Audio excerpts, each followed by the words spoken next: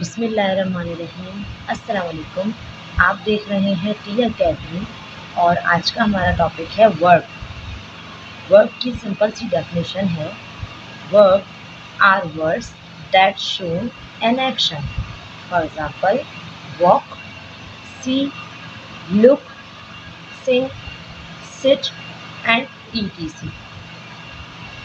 Simple सा word का मतलब है कोई भी काम करना। जो हम काम करते हैं, कोई एक्शन करते हैं, उसे कहा जाता है वर्ब। इसकी सीधी सी मिसाल है वॉक। वॉक मतलब होता है चलना, हम चलते हैं, ये एक वर्ब है।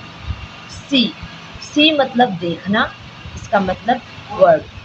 लुक, लुक मतलब देखना, ये भी हो गया वर्ब। सिंग, सिंग मतलब होता है गाना गाना, कुछ गाना, तो ये हो गया वर्ब। सिट मतलब बैठना, तो सिट भी एक वर्ब है। इसके अलावा आप मुझे अपने पास से और कोई वर्ब कमेंट में बताएं। वीडियो अगर पसंद आई हो तो लाइक ज़रूर कीजिएगा, कमेंट ज़रूर कीजिएगा और अपने दोस्तों के साथ शेयर ज़रूर कीजिएगा। जज़ाकल्लाह।